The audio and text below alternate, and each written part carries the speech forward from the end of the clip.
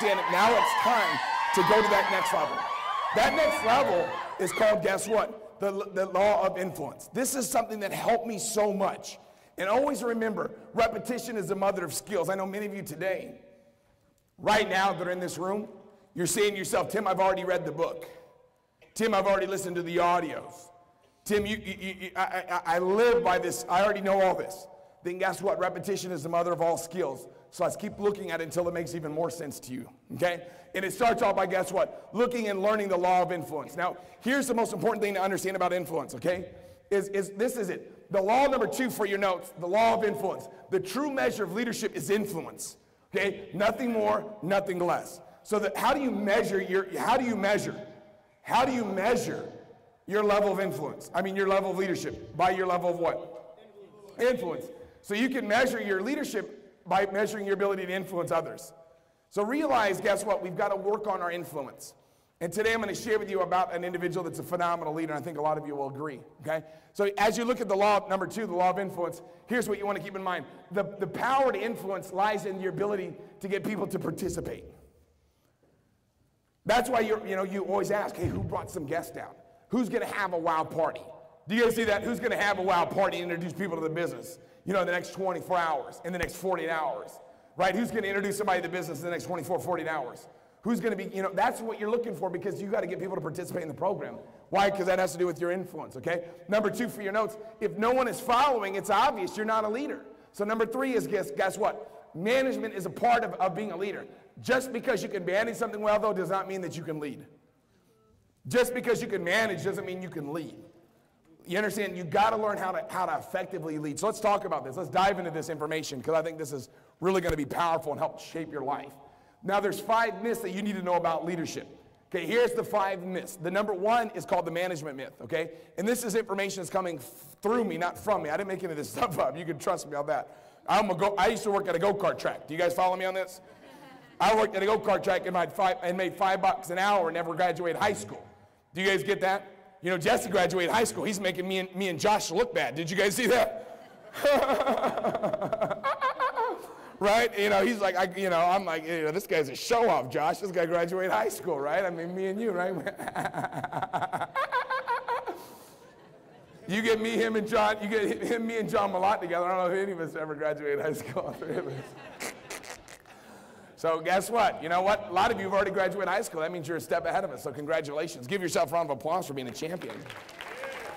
Congratulations. No.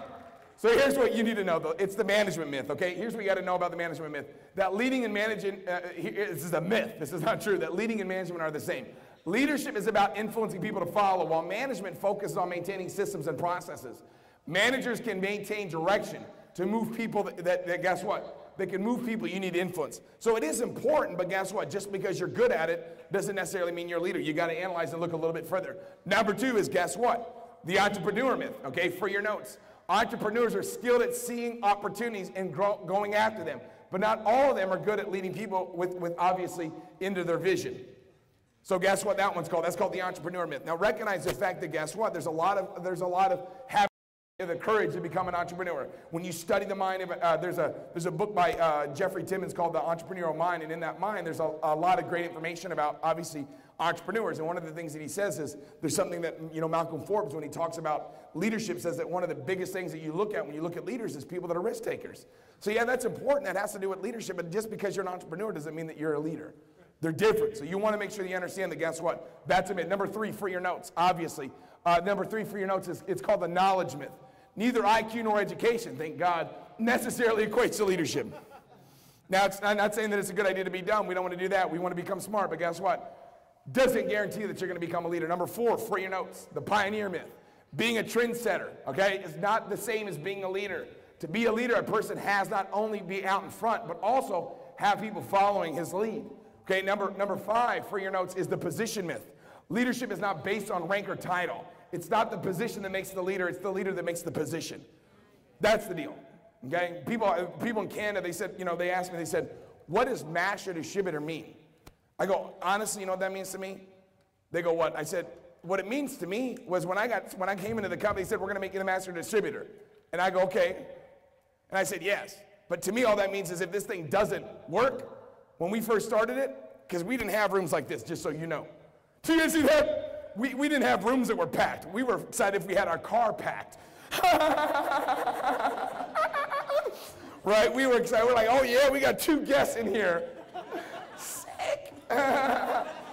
Sick. You know what I mean? Like we were fired up when our car was packed. We didn't have meeting rooms packed, okay? But to me, all it meant was, guess what? If this thing doesn't work, we're going to blame you. I mean, that was all that. To me, it doesn't matter. You can call me anything. It doesn't matter to me. Why? Because it doesn't have to do anything to do with me. It has to do with, guess what? You, and about making you a better you. So let's focus in on developing a better you and making you the best you can possibly be. And obviously, here's what you need to keep in mind, okay? Is this. Obviously, you can see that. You must be aware of 3 things for your notes, okay? True leadership cannot be awarded, appointed, or assigned. Very valuable insights. True leadership cannot be awarded, appointed, or assigned. It comes only from influence, and that cannot be mandated. You can't mandate influence, okay? Here's number 3 for your notes, is it must be earned. It must be earned. You got to earn leadership, okay? So let's talk about how to do that, okay? Here's how we do that. As we move forward, am I pushing the wrong buttons? Can you guys do it over there? I think I'm out of battery. Here it is. Here's the best look. And when you look at a leader, here's what you want to look at. Princess Diana. A lot of times people don't look at her as a leader, but she's the perfect example, ladies and gentlemen, of a leader. I'm just going to run you through this. In 1981, Princess Diana became the most talked about person in the globe. Nearly 1 billion. How many? Billion. Okay, people watched the televised wedding from St. Paul's Cathedral. So that was in 1981. Look what happened, okay? Here's what you want to learn from this, okay? Right after she became the princess, right, or whatever the situation is, she quickly started serving people. You got to understand, you've got to serve what? People. It's all about service to many, man. If you can find a way to serve people, you're doing well, okay? Now, obviously, okay, here it is. She starts growing her influence and known as the people's princess. Look at what she did. She started to serve people, and that's how she was known as the people's princess, okay? And guess what? You've got to focus in on focusing in on your people, the people in your organization, the people that are getting started on your team, the brand new agents. A lot of times people want to work with their leaders, but guess what? You also got to focus on those brand new agents, because there's brand new agents right now that are signing up today, right here, today, that are going to become some of the biggest players in our company. Today, in this room. Some of you don't even know if you're going to join yet.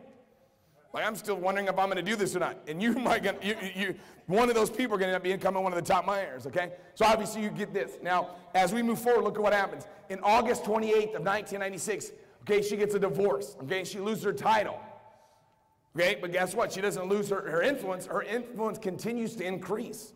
Watch what happens, okay? This is interesting.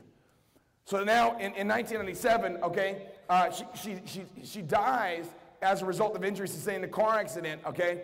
In Paris, France. Now watch what happens.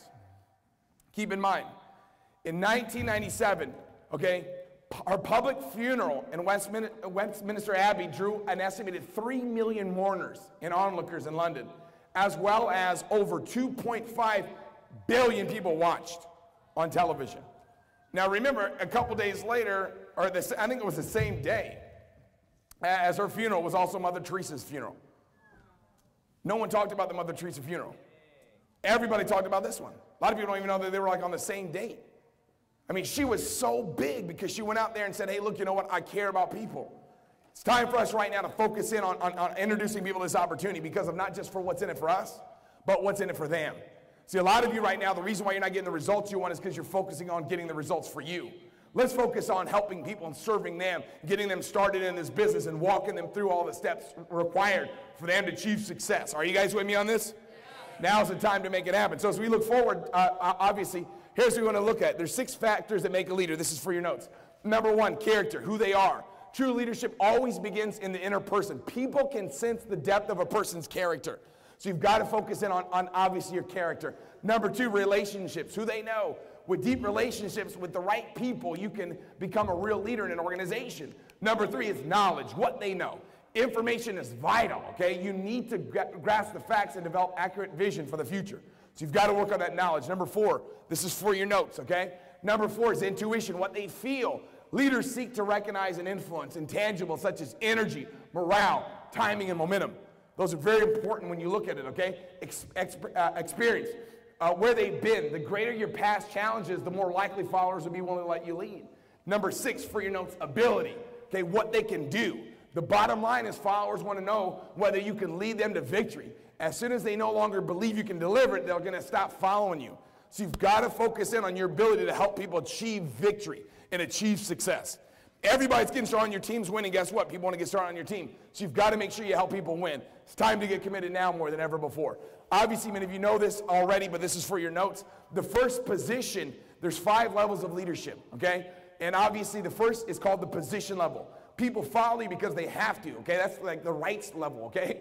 Number 2 is the permission level, for your notes.